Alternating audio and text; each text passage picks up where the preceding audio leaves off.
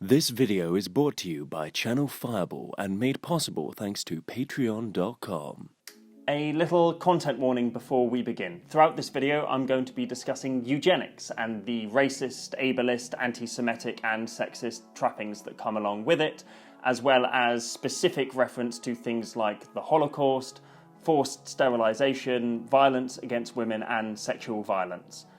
So overall, bit of a bummer of a video. As an additional, less serious warning, I am going to be spoiling the entire of the novel The Thran for you. If you want to read that, or listen to it in this case, and you haven't already, the link to an audiobook is down below.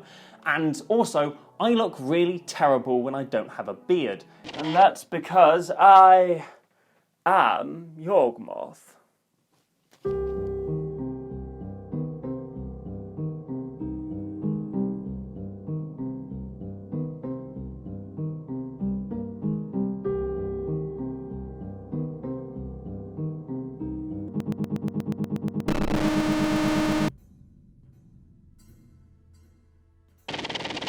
I was born during the final century of the Thran Empire.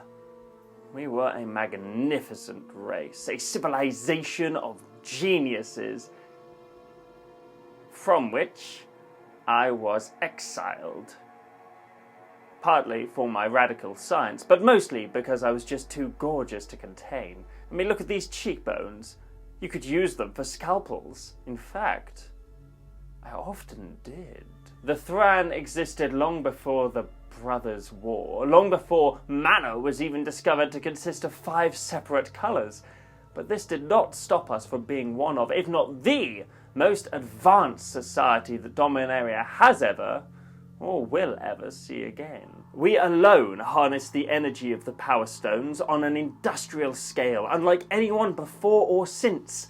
But as powerful as these stones were, I was much more interested in the complex machinery of man. Whilst the imperialist artificer class sustained themselves on healing magic, I became enamoured with eugenics and the betterment of the Thran through biological enlightenment. The rich fools up in HALCYON still believed that illness was caused by dark spirits and blocked mana pathways, whereas the science of eugenics teaches us that poor health is instead tied to simple failures in physical processes, or by tiny beasts which invade the body, not unlike an army invades a nation.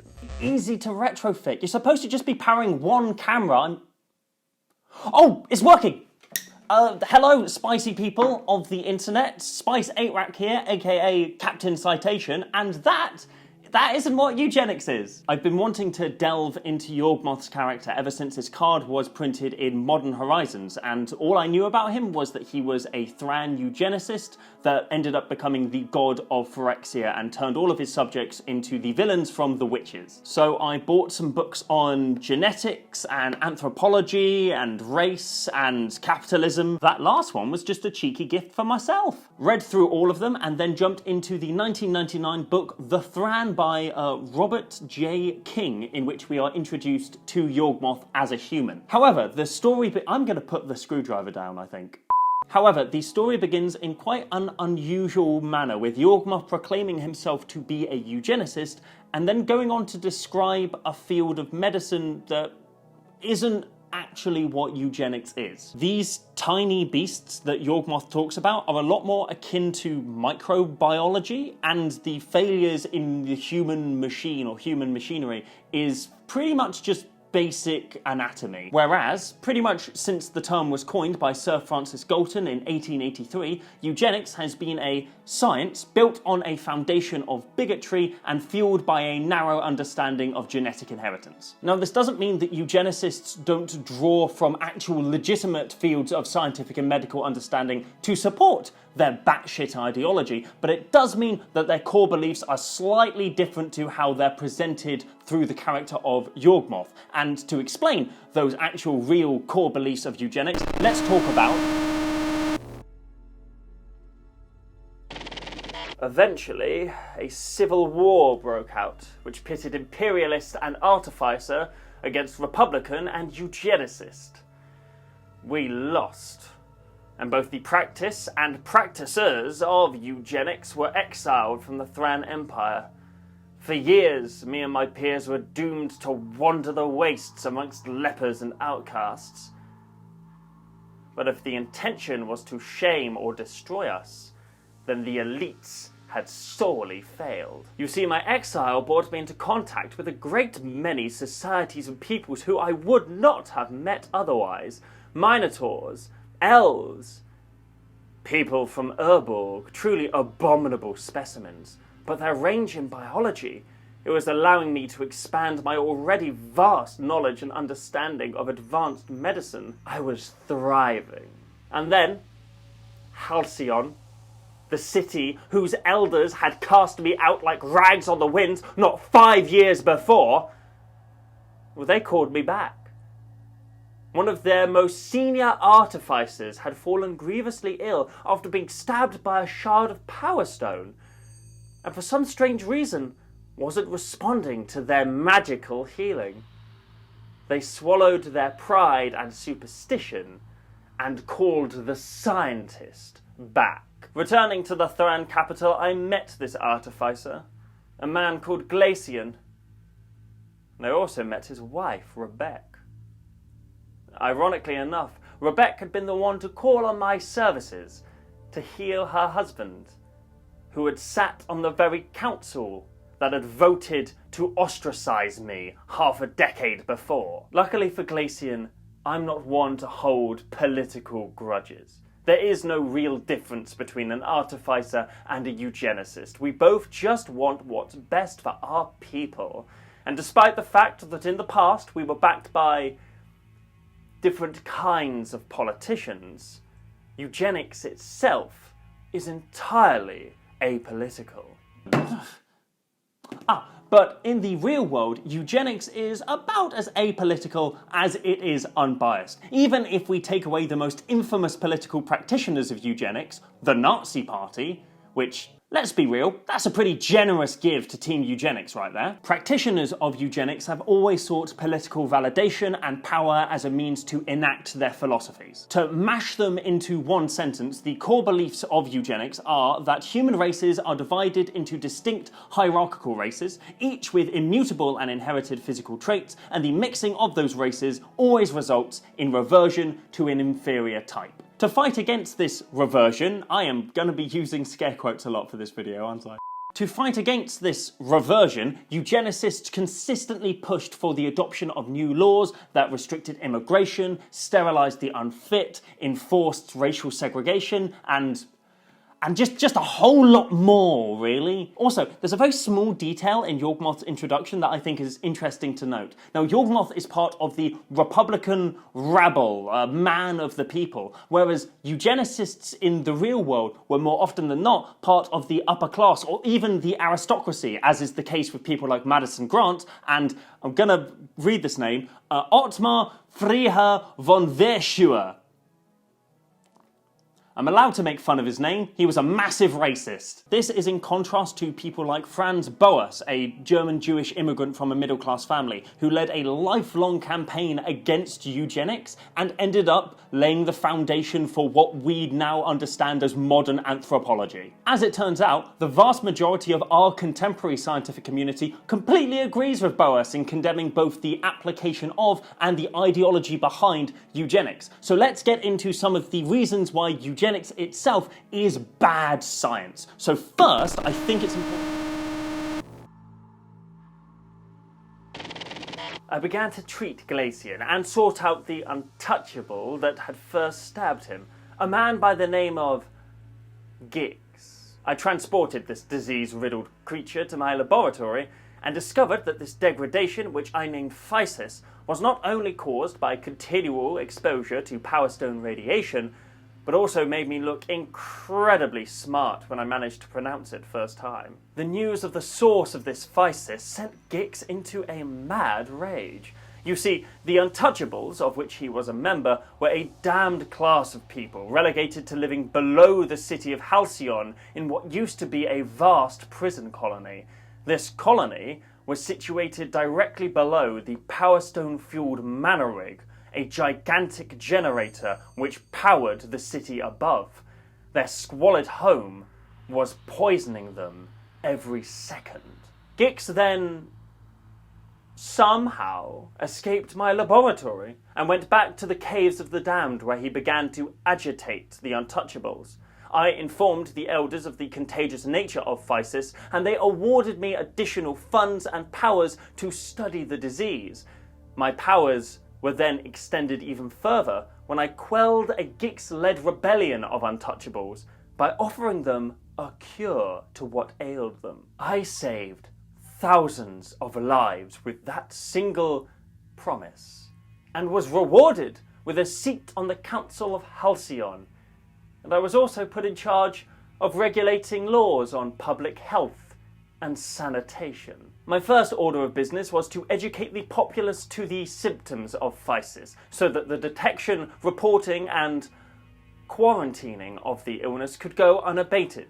These symptoms included fatigue, irritability, excitability, forgetfulness, confusion, paranoia, itchiness, blotches, rash, pallor, swelling, lesions, stiff joints, dizziness. The list just keeps going. This list of symptoms is ridiculously general. You could use it to accuse almost anybody of having contracted physis.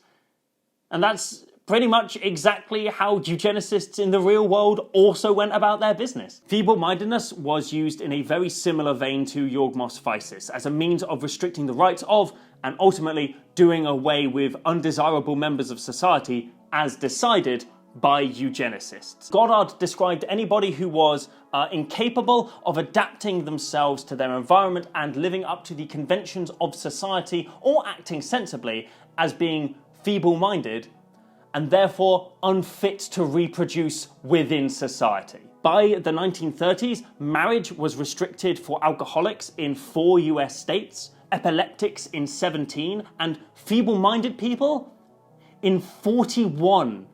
Newlyweds were also required to post bonds of up to $130,000 in today's money if they produced an infant that was blind, deaf, feeble-minded, or any of the other listed characteristics. Probably the most infamous example of the pseudoscientific subjectivity of feeble-mindedness comes in the case of Carrie Buck, daughter of Emma Buck, who was a woman imprisoned in a colony for the feeble-minded in 1920 after being picked up for vagrancy and prostitution.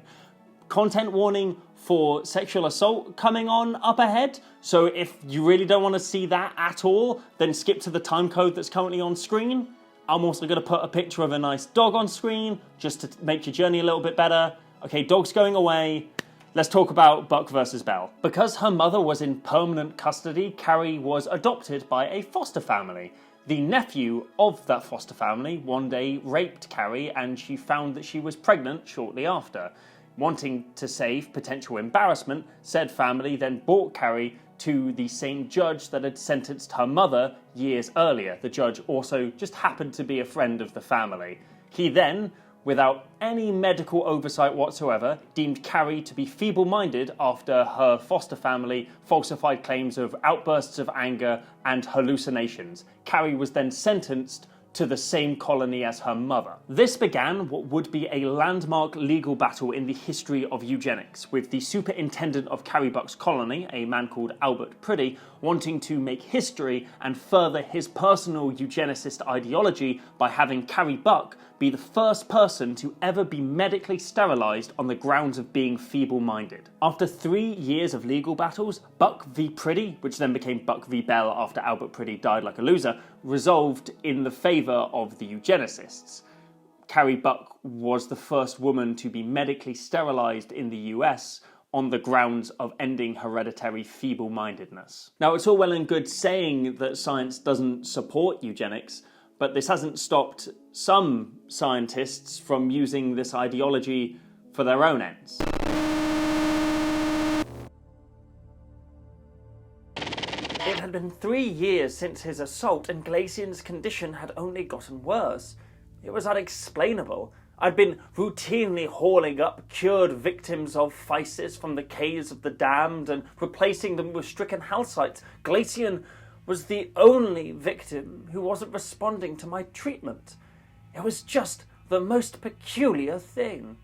Glacian began to rant and rave about how I was using physis as a method of dispatching my political rivals and rewarding my servants. And that caught me off guard. I hadn't expected the illness to make him quite so excitable. I placed Glacian in a necessary medical coma and began to tour the Empire with Rebecca. We set up health corps in all of the major Thran city-states, and these health and welfare authorities would be under my complete control and supervision, of course. It was at this point that Rebecca began to demonstrate her inevitable feelings for me. I rejected her, of course. We couldn't forget about her poor, sick husband at home, and she was put out for a time, but then overjoyed when we returned to Halcyon to find that Glacian had woken up, and that his condition had remarkably improved. Unfortunately, shortly after we arrived, Glacian's condition began to deteriorate again. It was the funniest thing. Almost like someone had been purposefully poisoning him. Eugenics wasn't just about admonishing feeble-mindedness socially or hand-wringing about heredity. Many eugenicists also conducted experiments in the name of their dogma, and probably the most well-known of these is Josef Mengele. Content warning about the Holocaust, Birkenau and Auschwitz coming up. You know the drill. Timecode. Nice dog. Let's go. In the two Nazi death camps where he was a physician, Auschwitz and Birkenau, Mengele conducted a range of experiments on the inmates of those camps, mainly focusing on children and specifically twins. These experiments ranged from dyeing the eyes of children with colour dye, injecting chloroform into the hearts of twins to see if they had the same effect, freezing inmates to death and then trying out different methods of resuscitation. And in probably his most famous experiment, he attempted to create a conjoined twin by sewing two twins together, back to back, blood vessel to blood vessel, organ to organ, to see what would happen. Almost all of Mengele's victims were then autopsied and dissected, and their various organs, limbs, entire heads would be sent in the mail to the Kaiser Wilhelm Institute for Anthropology, specifically to his tutor, the aforementioned Dr. Ottmar Friedrich von Verschuer.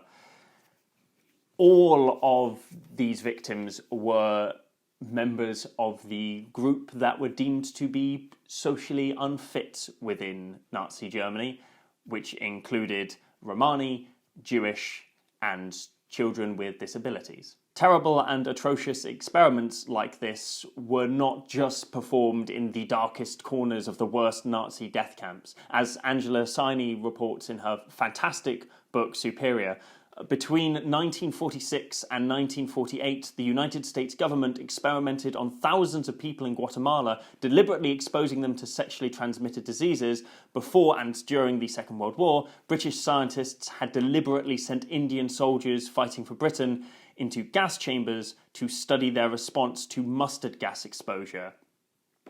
The drive for and dogma of racial and genetic hygiene or superiority has invariably led to death and suffering, be it in Nazi Germany, be it in the genocides committed by European colonizers in Australia and South America and North America and just all over the world, be it in the transatlantic slave trade, the repercussions of all of these still very much echo throughout the world. Just because the heyday of eugenics has passed does not mean that its effects cannot still be felt or that it will not return.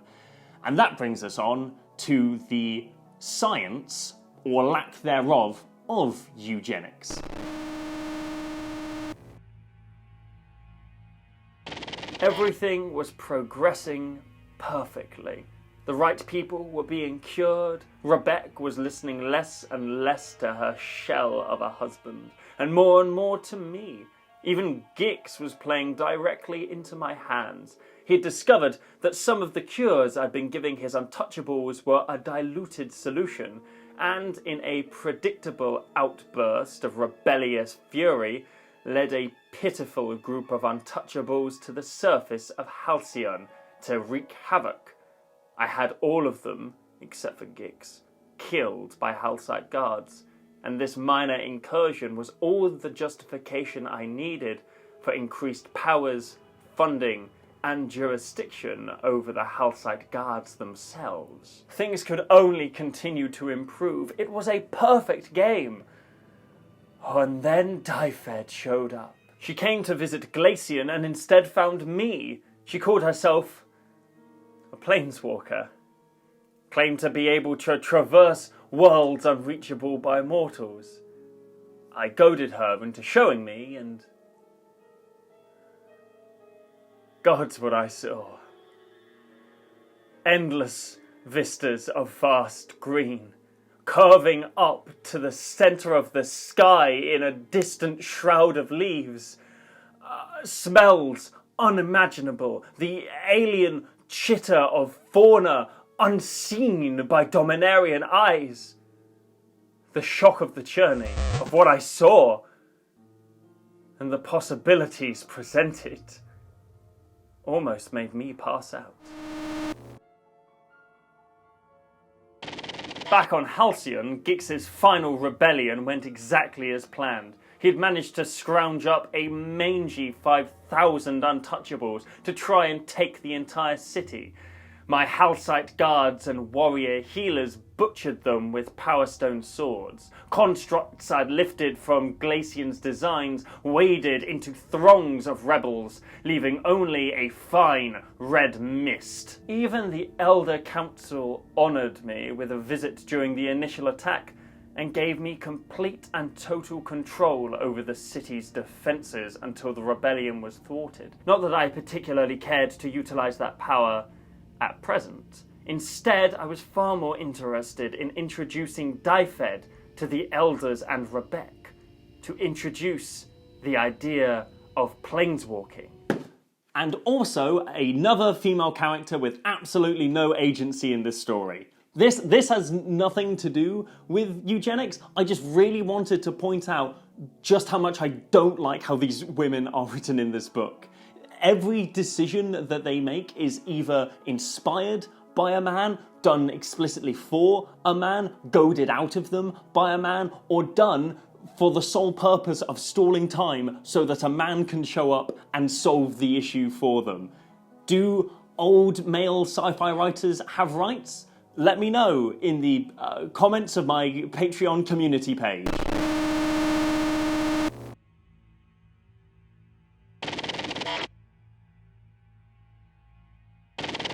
Dyfed had promised to find a world for me, and the people of Halcyon.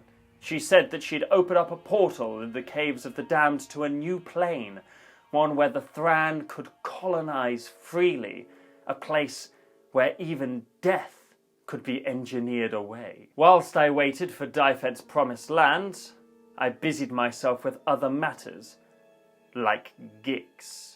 He'd slunk back to the caves of the damned after the rebellion, and when I found him, he begged for his life. I granted it, and in that one action, I created my most loyal servant, my first praetor. I began to clean and cleanse the city, preparing for my people's ascension to their new world, when an ill-fated caravel of emissaries arrived. Dwarfs from Oran Deep, Dalek elves, Shivan lizard men, human barbarians, cat people, minotaurs, each a rung lower on the ladder of being. These beasts demanded an immediate audience with the heads of Thran's state, the elders, the council, even the leaders of distant city-states. Such insolence and arrogance was most unexpected. I mean, not from the Minotaurs, you know what they're like. bone-headed creatures. More beast than sentient being, if you ask me. You know, someone ought to put them out of their misery. It's not a life worth living, if you ask me. If anything, it's the only compassionate thing to do. Whilst the official focus of eugenics is just to remove all the negative traits within this society and future societies, it's always just kind of coincidental that all of the non-Nordic, non-Aryan and more recently non-white races of the world just happen to exhibit these traits more than the Nordic or Aryan or white people. Really funny that.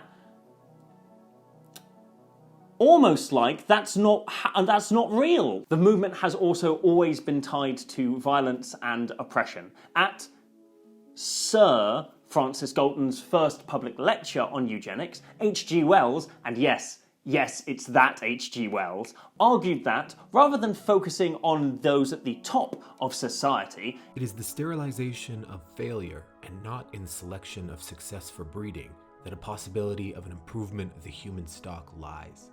Once again, do male sci-fi writers deserve rights? Let me know in the comments of the Spice 8 Rack subreddit that doesn't exist. We'll talk more about why both negative and positive, big scare quotes on that one, eugenics are whack and dreadful. But first, let's address one of the fundamental core beliefs of eugenics, and that is that humanity is organized into natural and rigid hierarchical races. Now, I've read exactly some books on this subject, and this is where we run into one of our many biological snags, or brags, if you will. For biological races to exist in a hierarchy, first, biological races need to exist.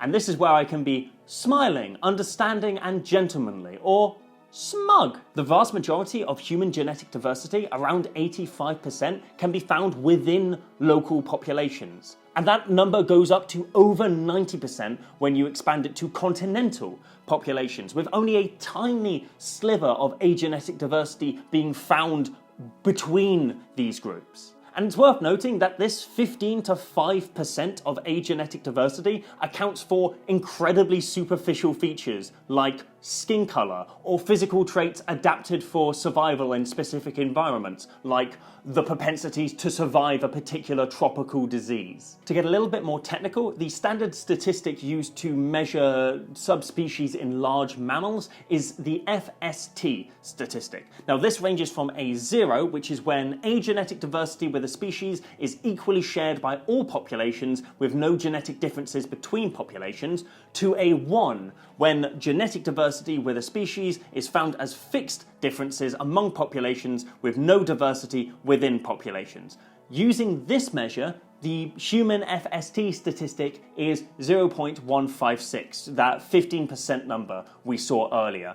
Now, the standard criterion for a subspecies within large mammals is 0.3 FST, which, if you weren't listening to that and instead just checking your Twitter, which I'm not gonna lie, I do on my own videos sometimes, it effectively means that human biological races do not exist. Our standard for setting what a race is completely arbitrary and has no biological reality whatsoever. Now, what this doesn't mean is that just because biological races don't exist, that suddenly race as a concept doesn't exist, and that nobody can be racist, because if there's no race, how can you be racist? Got ya, lib. All this means is that racism is completely unscientific.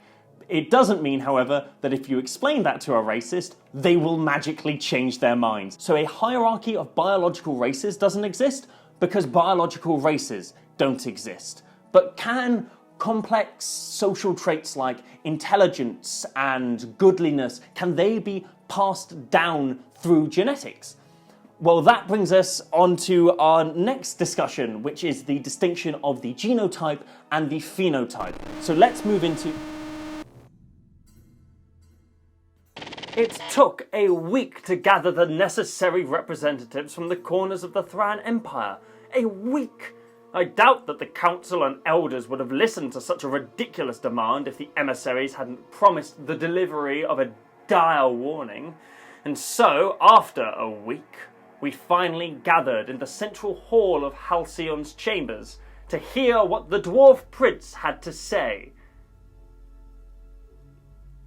And it was damning. The dwarf prince claimed that I, during my exile, had set the black cough upon his people, inciting a workers' rebellion that almost killed his father, ending 1,000 years of dwarven rule, and that would have made me the new king of his people. The elf alleged that I had weaponized the creeping mold of Argoth and kidnapped their healers for ransom. I'd set the White Death upon the Talrim Minotaurs, infected the Cat People nations with rabies, poisoned the human barbarians, and even piffed and vivisected the chief of the lizard people just to see what lay inside that dull brain of hers. All vicious lies, of course. Weighing the mood in the chamber and considering my chances for survival, I gambled and called a vote to see if I, Yawgmoth, should be extradited from HALCYON or if I should remain in my position. By the time I'd voted, it was 50-50, and it fell on the last member of the council to cast their decision.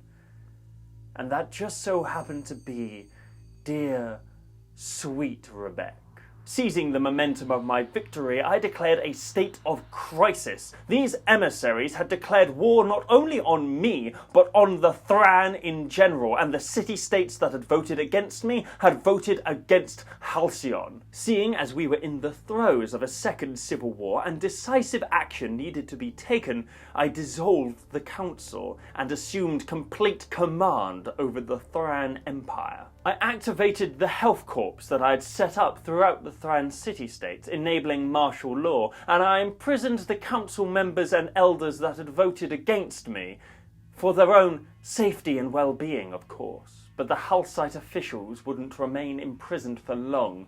Glacian convinced Dyfed to planeswalk the elders and councilmen to a new world, one where they could wait out my reign in relative peace.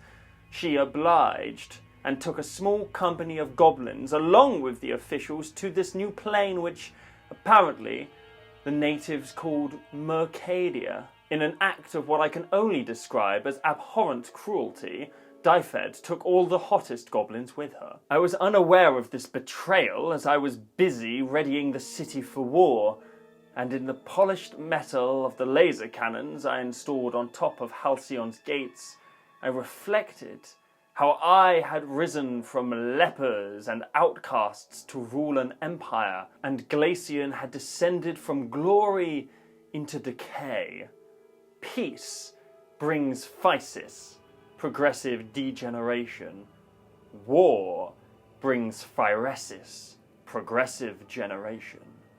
That is how we rise.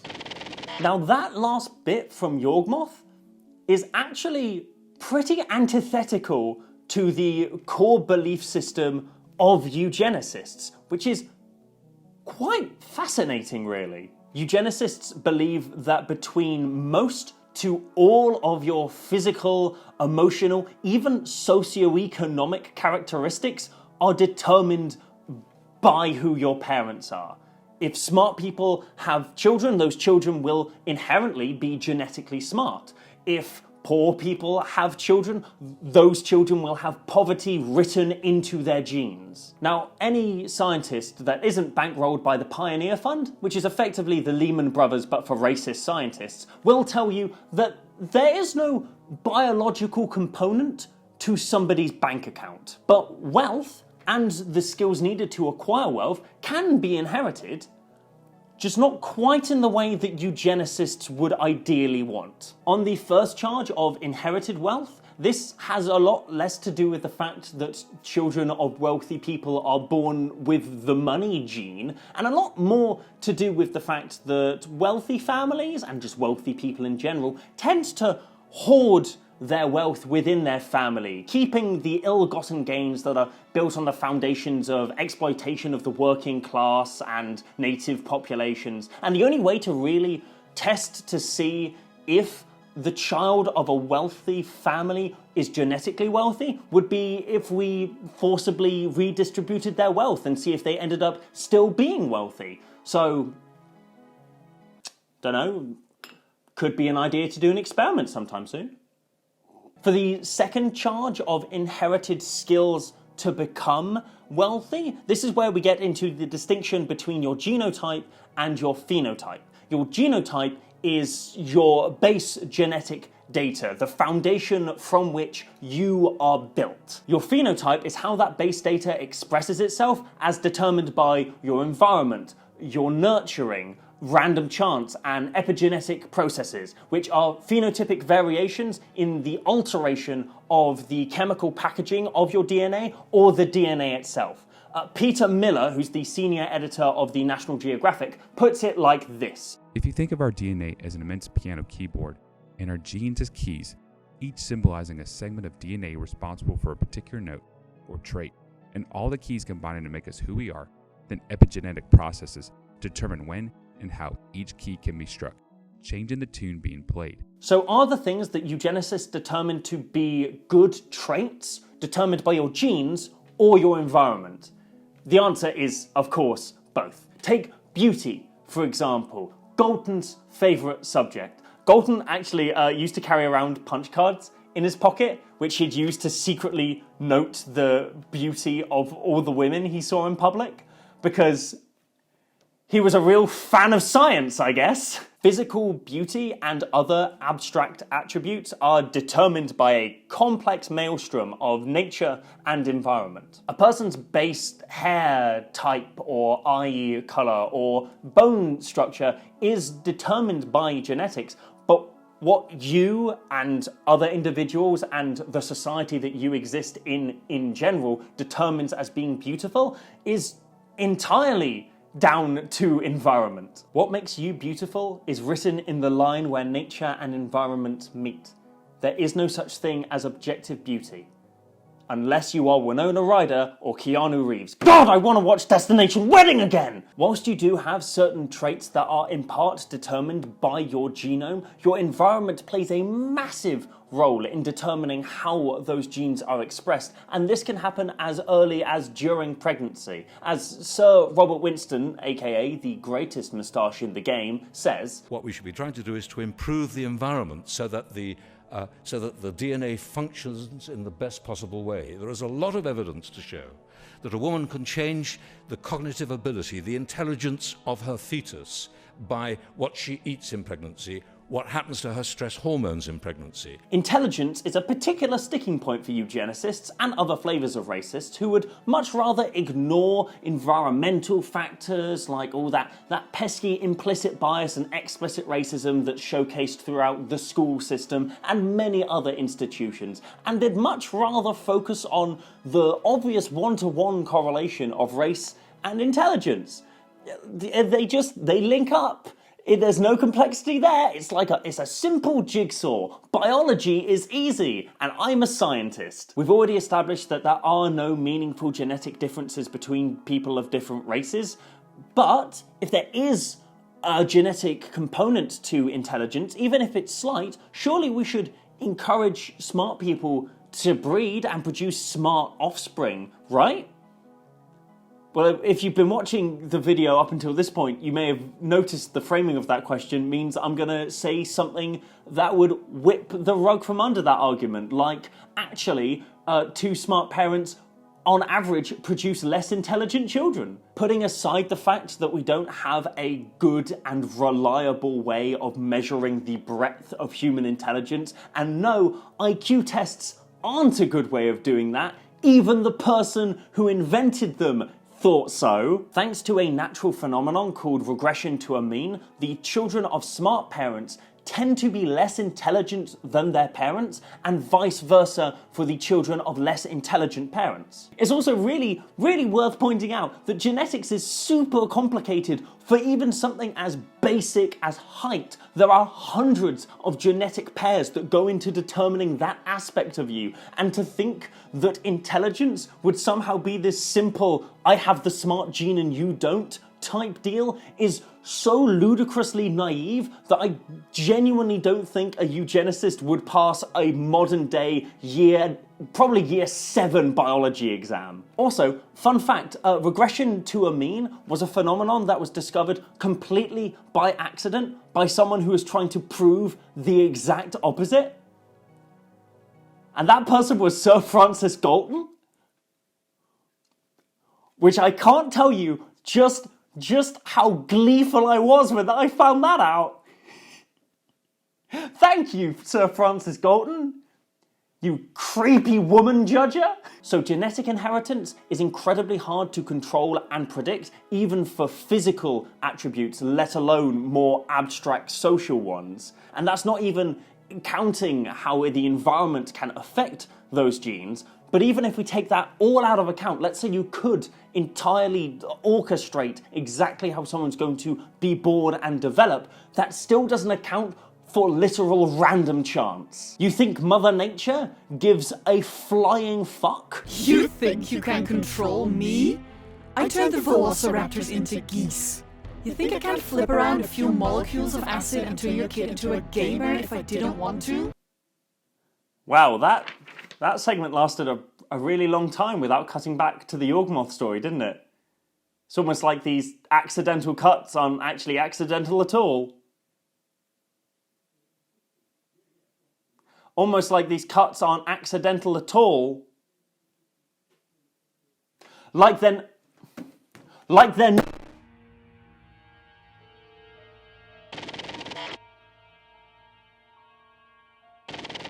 During my preparation, I had Glacian taken down to the Caves of the Damned for curing, overseen by Gix, who had taken to his role with utmost glee.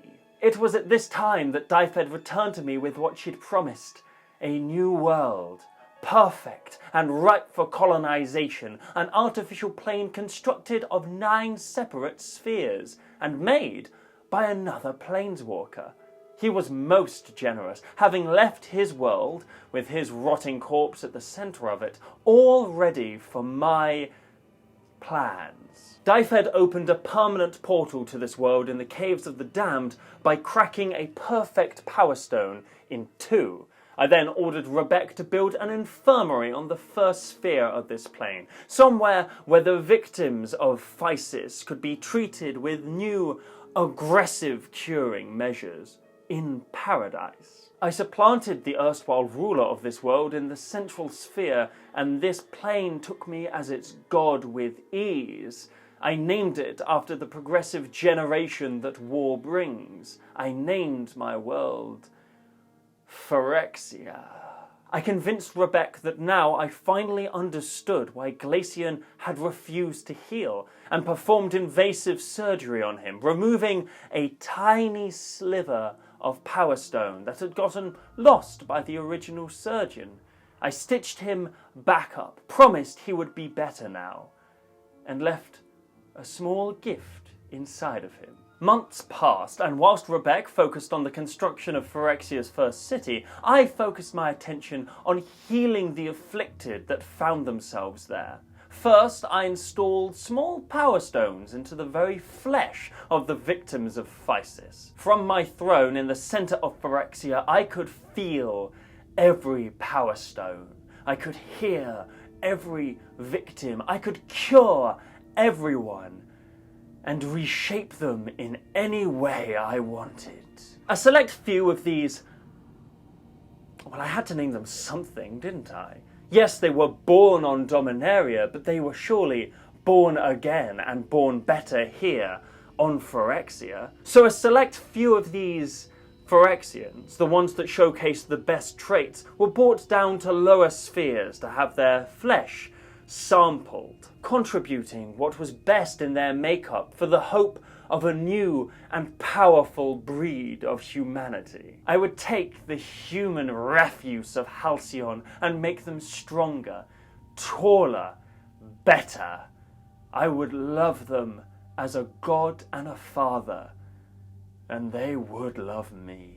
Now, you may be wondering, Mr. Spice 8 Rack, sir, it's all well and good talking about why eugenics is a bad thing and punctuating it with Magic the Gathering lore, but why are you doing it? And is that a sentence that I really just said with my mouth? Well, I wanted to talk about it because I really care about good research and accurate representation within media. Entertainment of all forms is one of the most powerful tools that all ideological groups have at their disposal as a means to shape the public's view of a certain idea. So when I see that something as insidious as eugenics is being portrayed in any capacity in a piece of entertainment, I'm always hopeful that it's an accurate representation of both the moral and scientific failings of the dogma. And for the most part, King does get Yawgmoth's eugenics right. To start with the good, Yawgmoth is a racist.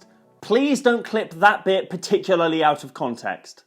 He describes dwarves and elves and other non-human races as barbarians, as beasts, as throwbacks. And Yawgmoth's biological warfare against the non-Thran people of Dominaria seems to be quick and remorseless, seeing as he hits 6 separate societies over the course of only 5 years. Contrast this with the slow and methodical corruption of the Thran, and it's not unreasonable to assume that whilst Yawgmoth still sees the Thran as being imperfect and lesser, he still views them as a higher race than all of the other people of Dominaria. That is probably the aspect of eugenics that I'm most glad made it into the novel, as even though it was an incredibly brief and not entirely clear aspect of Yawgmoth, it is important for readers to understand the inseparable link of eugenics and racism. Another thing that King gets right about eugenics is that Yawgmoth doesn't just limit himself to biology. Up until this point, he'd mainly been engaging in the same kind of political machinations that real-world eugenicists engaged in,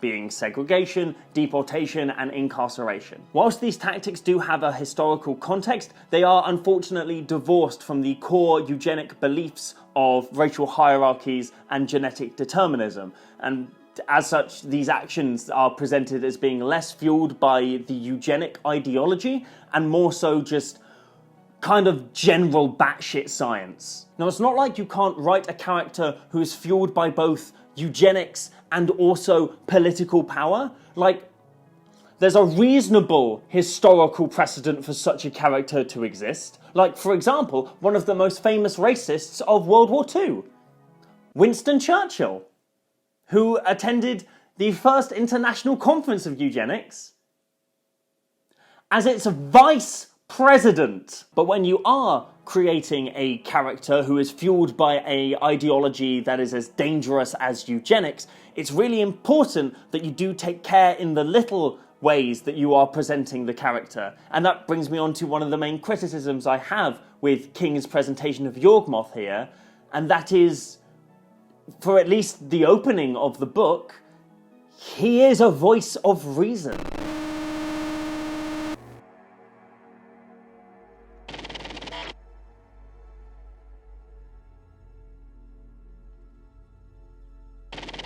During the first skirmishes of the war, my Phyrexians were unstoppable.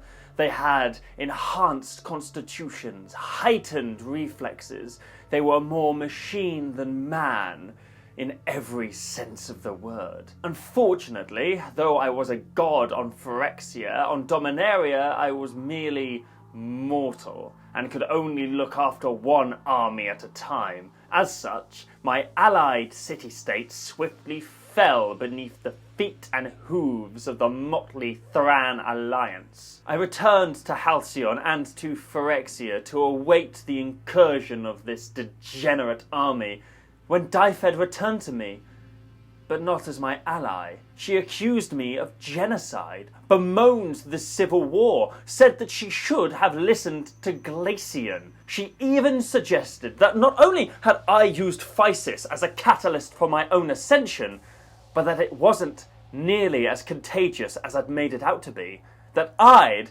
controlled the infection nearly from the start. She ripped me from my throne, tore me from the heart of my world, from my beloved Phyrexia, and demanded I return with her to Dominaria to answer for my crimes before the Thran Alliance. But luckily for me, Phyrexia had built-in hostages. I told her that those blasted emissaries, the ones who had started this grisly war in the first place, were holed up on the fourth sphere of my perfect world, that I wanted to come with her, but if I left Phyrexia, the commands that I gave to my Health Corp workers would stop, and these emissaries would surely perish. My appeal to her better nature worked like a charm. Dyfed grabbed me by the wrist and planeswalked us to the fourth sphere, believing her magic could heal any ill, aside from physis, that is. And when we arrived, Dyfed saw exactly what my Vat priests and I had done to the emissaries. Hands sewn to foreheads, limbs removed and replaced, entrails given teeth and given voice to scream. Dyfed was so suddenly appalled by what she saw that she didn't notice the instrument I removed from my belt, the one that I stabbed into her skull. Now, Dyfed was right. Her magic could heal almost any ill, and that's why I plunged and twisted and scrambled her brain. I planned to keep her as a living cadaver, always on the verge of death, never able to heal from her wounds. I'd failed to find the planeswalking organ in the corpse of Phyrexia's old ruler, and so when I was done butchering the Thran Alliance, I would return to Phyrexia and probe Dyfed's every living cell to discover the secrets of planeswalking. Christ, this video is going to be long, isn't it? When at the start of the novel, Yawgmoth expresses the beliefs of eugenicists by saying that they understand that illness and disease isn't caused by blocked mana pathways or lunar cycles, King conflates eugenics with a rational understanding of contemporary medicine. Eugenics is then further conflated with rationality and separated from superstition when Yawgmoth says that bacteria exist, and then that's suggested as one of the reasons why he got exiled from the magic monk land of HALCYON. Now, when you're building a fantasy world, of course you don't have to be 100% accurate with how science developed here in reality. Like, Dominaria has dragons and spaceships and this thing. I'm pretty sure I can suspend my disbelief and accept a world where quantum physics developed before penicillin. But it is important that you, as a writer, take great care in what ideologies you credit with what. The reason why many audiences left Infinity War, and yes, I am bringing up Infinity War in yet another Magic the Gathering video, because apparently it's the only film I've seen. The reason why so many audience members left Infinity War saying things like, well, I don't agree with how he did it, but at the end of the day, Thanos was right, is because the writers of that film didn't do a good job combating the idea of an overpopulation crisis with facts and logic, and instead with vague sentiment and heroic one-liners like, we don't trade lives. For a more in-depth discussion of that film in particular, and the overpopulation crisis myth in general, I'd recommend Renegade Cut's video on the subject, which I'm going to link up here, but also it can be found in the playlist that's in the description below. Whilst King doesn't really interrogate the science behind Yawgmoth's eugenics, he does at least condemn it on an ethical standpoint in the cartoonishly grotesque way he describes what Yawgmoth creates as his master race of Phyrexians. And this does bring up a really good philosophical point that throws another wrench into the machine of eugenics, and that's what one person thinks is a good and necessary trait to have is not going to be the same thing as the next person within a society. Now, this is where this video could have ended. King's depiction of eugenics is, on the most part, pretty accurate. It doesn't really go into it from a scientific perspective. It's somewhat flawed as well in the fact that it removes race mostly from the equation. But unfortunately, any good that this book does do, it is undermined by a novel that came out earlier in the same year, another Magic the Gathering book called Bloodlines.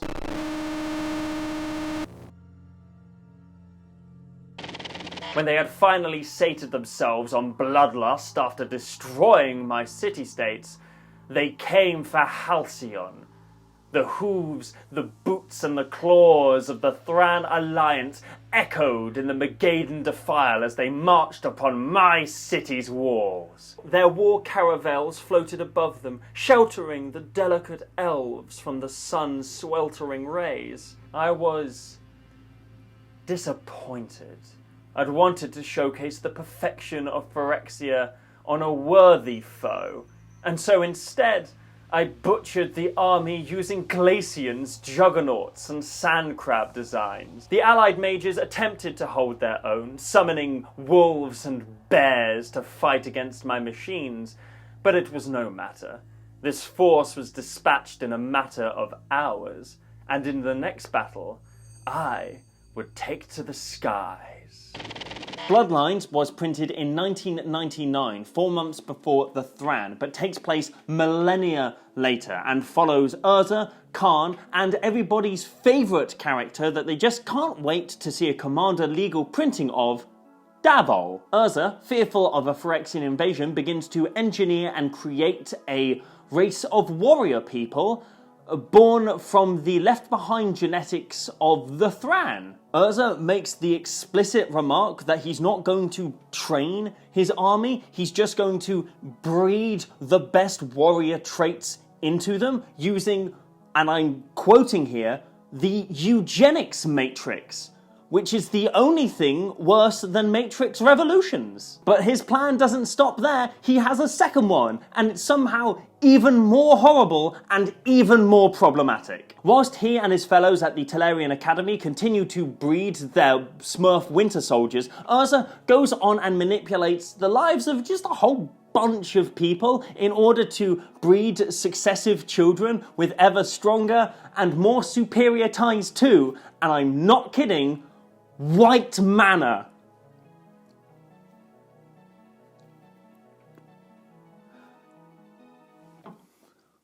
Now, the Phyrexians do catch wind of the Bloodlines project and launch a preemptive strike upon the city where the vast majority of the children of that project reside.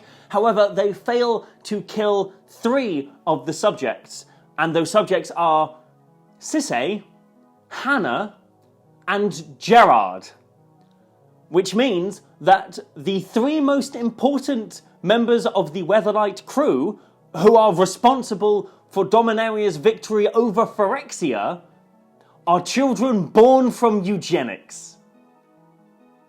Let's go over some of the reasons why that's really irresponsible writing. For one, the notion that eugenics is an ugly but ultimately necessary thing that a society needs to do, the whole, like, ends justify the means type deal, is not only scientifically wrong, morally repugnant, but it's also the exact kind of messaging that actual eugenicists use as a means of promoting eugenics. For 2, you cannot separate positive eugenics with negative eugenics, and by saying that positive eugenics is a good thing, you are saying that negative eugenics is also a good thing. By the very nature of you saying that these traits are good, and that the people who have these traits should be encouraged to breed, you are saying that these traits are bad and that the people who have these traits should not be encouraged to breed. And for 3, the first chapter of Bloodlines opens with Baron waxing philosophical about how Urza and Yawgmoth in this moment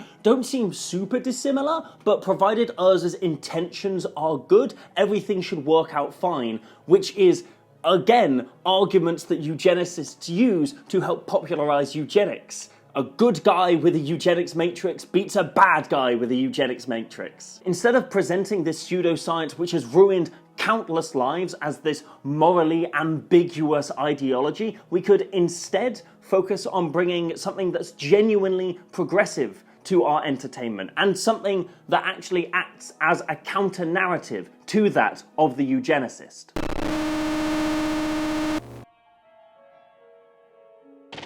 The contraption that Glacian had been working on before he got stabbed was a vast sphere of power stones, larger than even the city of HALCYON itself. It was a grand antenna that, in the right hands, could be used to control every Thran construct in the Empire simultaneously. I hadn't been comfortable launching an assault on the outpost whilst we were still preparing for war. After all, it was still allied to HALCYON, but now that the siege had begun, I took it over with ease and launched the great null sphere from its crater high into the sky, creating a new suborbital moon for Dominaria.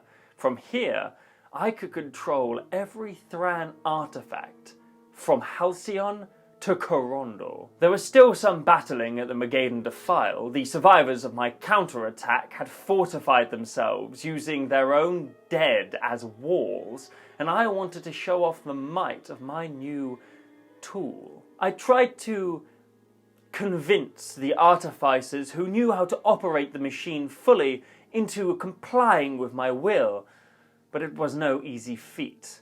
The head artificer defied me, and so I sliced her head off, and when I threatened the next, he pissed himself in fear, short-circuiting his control chair and electrocuting himself to death.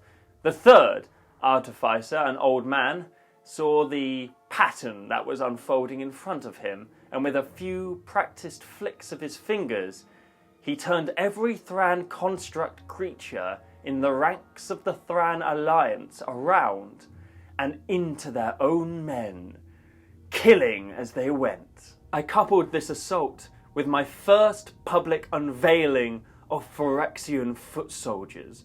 They were led by Gix, and they were beautiful, all teeth and claws and spines of steel. They sliced and stabbed as they went, taking 10, 20, 100 Thran allied forces out to a man. When the people of HALCYON looked from the walls and saw my genius, they pledged to join the improved ranks of Phyrexia then and there. And to seal the battle, I dropped a new weapon into the mix. I flew the null sphere over the defile and dropped a small bomb. It fell like a star and landed with a meager explosion. But then, from the crater, a great white cloud was birthed like a storm front. By the time the whiteness dissipated, every living creature had perished.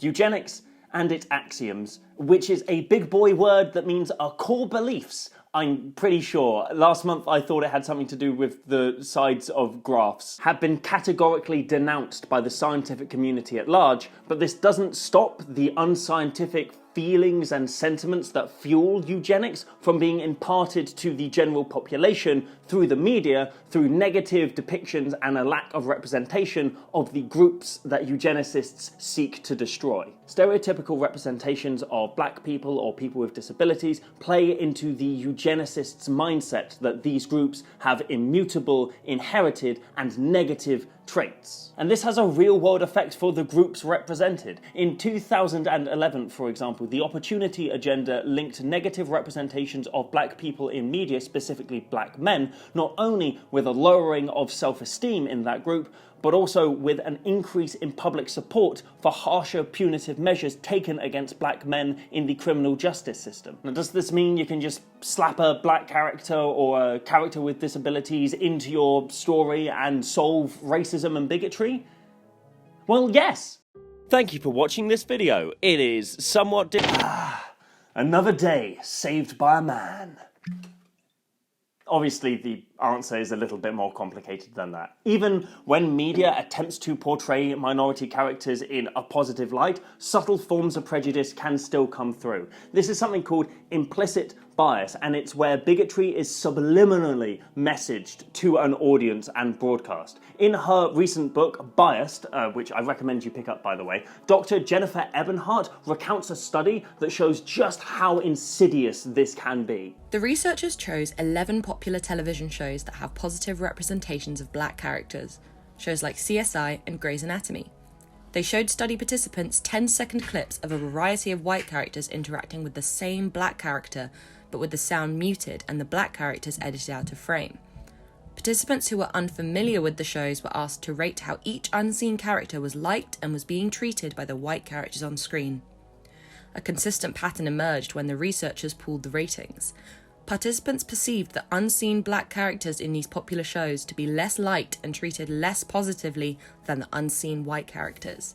This shows just how careful creatives need to be, especially if they are cis, white, able-bodied straight men, when it comes to representing characters that exist outside of their norm. It's an incredibly delicate thing, and it's very easy to get it wrong, but that doesn't mean that you should be scared to try. It just means that you need to do your research and be sure of what you're putting to paper. It's incredibly important to present a counter-narrative to regressive, bigoted, and eugenics-style thinking, especially for groups like people with disabilities, because it's people with disabilities that eugenicists invariably target first when it comes to carrying out their ideology. Obviously, good representation isn't the be-all and end-all of what we can do to improve the environment, but if you are interested in that, there's a really good podcast called Juvenalia, episode 5 specifically, where I think it's Sinead Burke, goes into more detail about positive and negative depictions, specifically of little people, throughout film and other forms of media. But that's a topic that other people have covered in a lot more detail, and I've linked to a couple of videos that talk about that down below. For now, let's get back to the climax of Yawgmoth's story. Oh, yeah, that's it. I also wanted to say that the Thran engineer pissing himself to death is canonical. I didn't make that up. There is at least one confirmed death by piss in the Magic the Gathering lore. All right, back to the story, the serious eugenics story.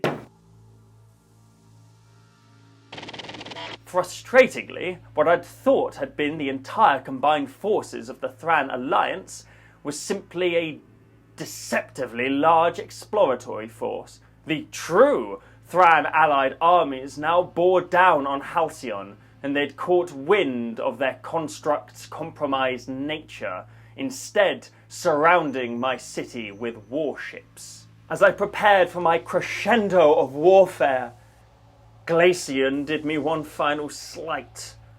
He swayed Rebecca, convinced her of the horrors that he'd seen in his isolation tank, the atrocities of Phyrexia. I tried to convince Rebecca otherwise. I took her to the fourth sphere and showed her the flayed open, still alive corpse of Dyfed. I showed her what was possible. And for some reason, I was met with fear and hatred. Confused and disappointed, I left her in Phyrexia. I had other things to attend to anyway. Despite everything, the tide of battle had turned against HALCYON. Despite my steeplejacks and Phyrexians and stone chargers and nullsphere, everything, the Alliance was beating me. I ordered the deployment of my stone chargers, the bombs I'd used on the Defile earlier, but the artificers of the nullsphere tricked their Phyrexian guards. They convinced them they needed to be higher to escape the death clouds, and as they flew up and out of the atmosphere, they dropped their payloads over HALCYON as a tempest of white death choked Halcite and Thran alike. Rebecca fused with Phyrexia, killing Dyfed and discovering I'd hidden the key to my world in the stomach of her dying husband. She dragged Glacian from Phyrexia, past the trampling hordes of Halcite citizens desperate to enter my utopia and escape the toxic clouds descending upon them. I was among them, and still mortal then. I only noticed Rebecca fusing the two halves of the Power Stone together when it was too late. The door between Dominaria and Phyrexia snapped shut, and my dreams of multiversal domination collapsed in an instant, killed by a woman on behalf of her dead husband. Rebecca, having succeeded in destroying everything that I had yearned for, left the caves quietly, walking without a word into the death cloud of HALCYON. She assured herself that I was gone forever, that both me and my legacy were trapped in exile. How sorely mistaken Halcytes are. And that's how the story ends, with Rebecca wandering into the death cloud of HALCYON, ending her own life after all the men in the story have died. And yes, that is the one example of a woman in this narrative making a choice of her own volition, not influenced by men. Again, do old male sci-fi writers have rights? Let me know in my Throne of Eldraine Pinterest board. In conclusion, eugenics is pseudo-scientific racist garbage which manipulates the general ignorance of people's understanding of heredity in order to perpetuate their own ideology of bigotry and to remove subjectively bad traits and people from society. And whilst the golden age of eugenics has passed, it certainly isn't dead. For example, in 1994, the government of China passed the Maternal and Infant Healthcare Law, which not only enforced premarital health checkups, but also if you and your partner were diagnosed with, quote, certain genetic diseases, among other things, which include anything that, quote, may totally or partially deprive the victim of the ability to live independently, then you can only get married if you, and once again, quote, take long-term contraceptive measures or performance of ligation operation, which is to say, get sterilized. In the US, doctors in the Californian Department of Corrections and Rehabilitations were found to have sterilized 150 women inmates between the years of 2006 and 2010. The rejection of eugenics isn't a done deal. There are still people and authorities all over the world who value what they perceive to be the good of society over the well-being and livelihoods of the individuals within that society. So we have to remain vigilant. And luckily for us, we have a wealth of staunch scientific opposition to this kind of thinking that we can use to quash the sprouts of this ideology wherever we see it. From all of our contemporary understanding of things like race to the UNESCO statement on biological race in 1950 to early environmentalists like Franz Boas and Margaret Mead, all the way back to people like Alfred Russel Wallace. Now, Wallace was a contemporary of Charles Darwin and was alive at the same time as Sir Francis Galton, and so he watched eugenics be born. Whilst many gentlemen scientists of his era were enthused by this new scientific concept, Wallace saw through it for what it really was and said, "The world does not want the eugenicists to set it straight. Give the people good conditions, improve their environment, and all will tend towards the highest type. Eugenics is simply the meddlesome interference of an arrogant, scientific priestcraft." It's quite fitting then that when we finally do meet him, Yawgmoth, the eugenicist, is a cleric.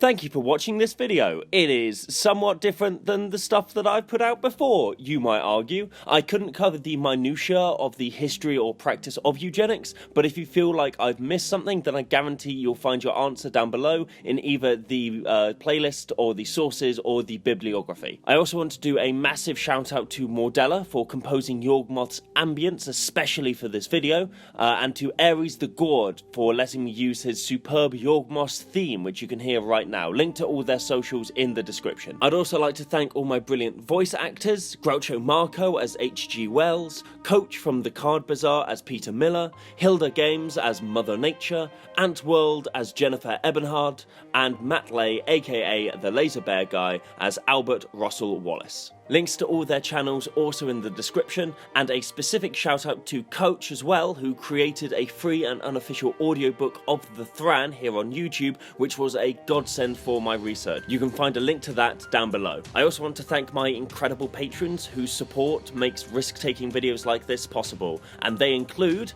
Adam Gable, an alt-right sleeper agent who gives money to communists, Booker Adika, Anthony Baker, Brian Berg, Caleb Lake, Chris DeVos, Dat Ass is Cash, Drew Pierce, Excision, Elizabeth, Erika Hamel, I am so sorry that I'm probably getting most of these wrong, Georgie Lyubinov, I'll go with that.